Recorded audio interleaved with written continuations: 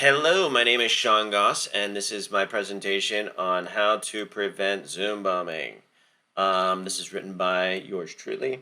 I did this by collecting a bunch of different articles and putting them all in one little Excel spreadsheet. I will post all the different articles in the description below, so you can reference those articles as well if you'd like. Feel free to contact me at Sean@Crown Computers. Here we go. So, what's the operation is to protect the castle, right? So back in the day, castles were protected by many things, such as moats, hot burning oil, archers, and other nasty things. So we must reenact those types of protections when, dealing with Zoom meetings, except using technology, right?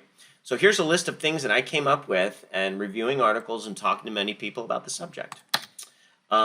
So the most critical thing that I found in this is practice. So if you're a Zoom meeting host person, number one, use a PC or a Mac or some kind of computer with a mouse so you can react quickly and you know how to deal with people.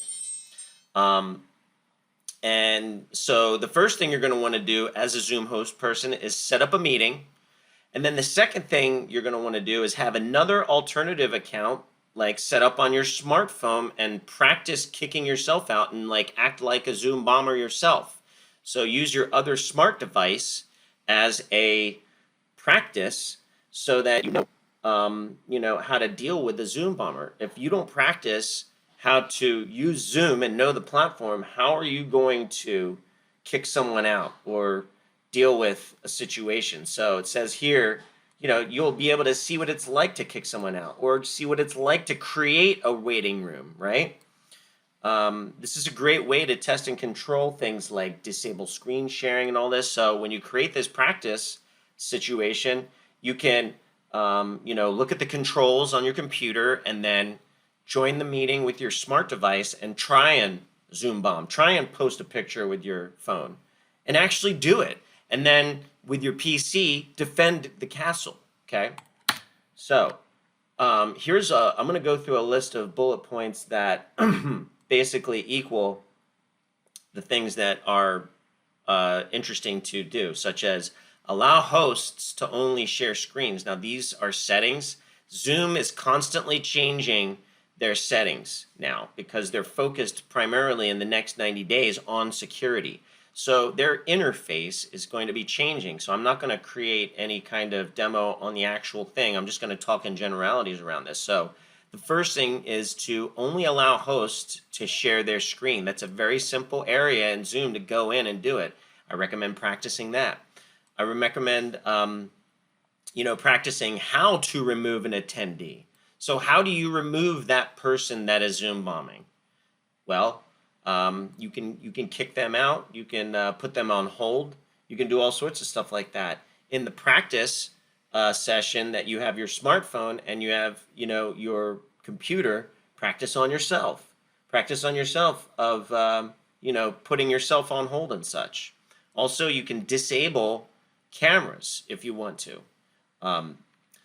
Number 4, you can disable file transfer. So that's another setting in Zoom. Number 5, use the waiting room feature. You might want to use the waiting room feature. What does that mean? That means you have your main meeting going on here, and then as people join, they move to the waiting room. So you qualify that person in the waiting room as another option, right? Another really important aspect, actually, is number 6, which is avoid join before hosts. So what that means is you basically are not going to allow the Zoom bomber, because let's say the meeting starts at 9 a.m. and let's say the people start coming in at 8:45.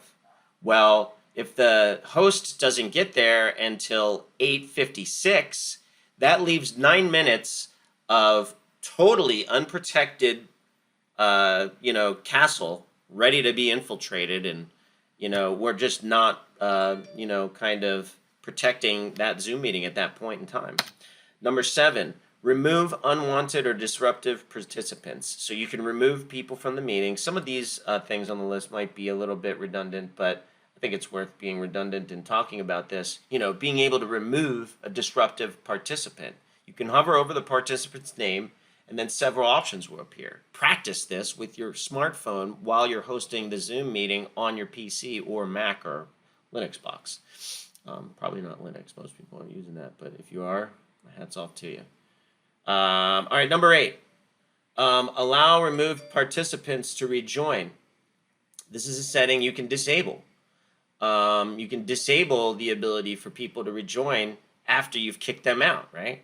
Another setting that you're going to want to toy with. Number 9, is kind of a repeat a little bit. Is just make it so that the host can only do the screen sharing.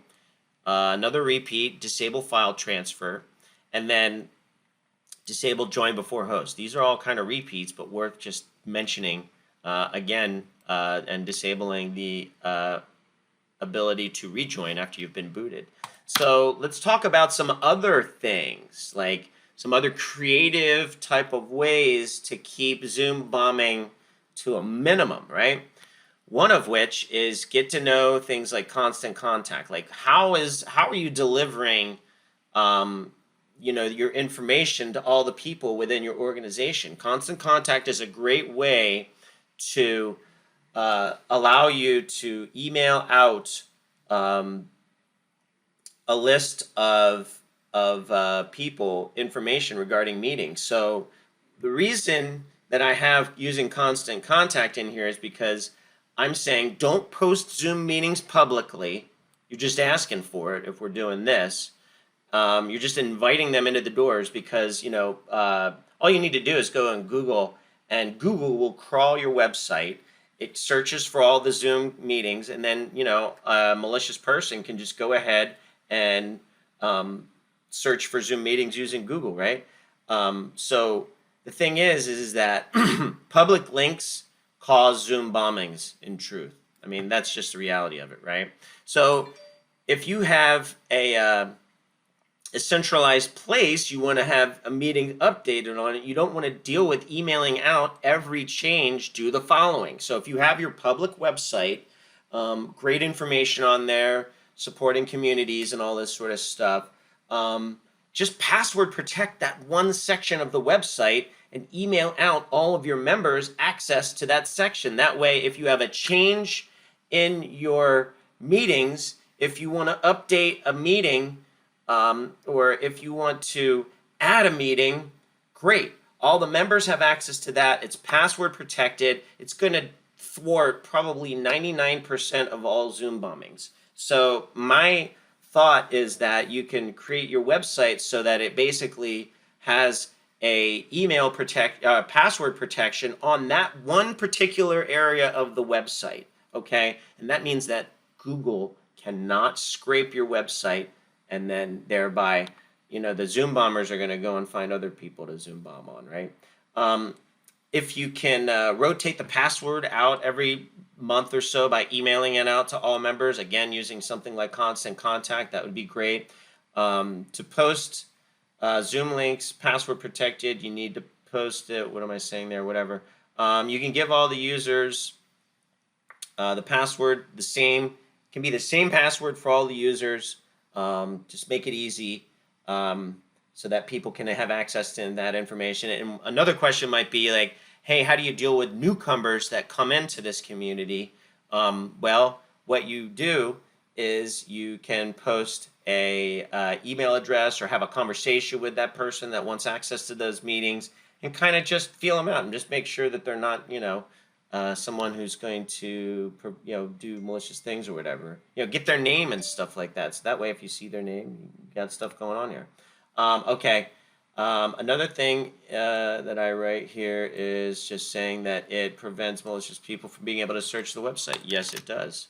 The other thing that I kind of slipped and wanted to say is that do not try and be a Zoom host without a mouse and computer. You won't be able to be very agile, kind of protecting the castle, so to speak.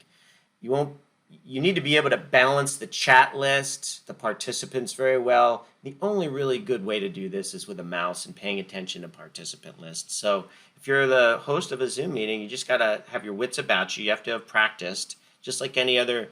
Zoom is an instrument, right?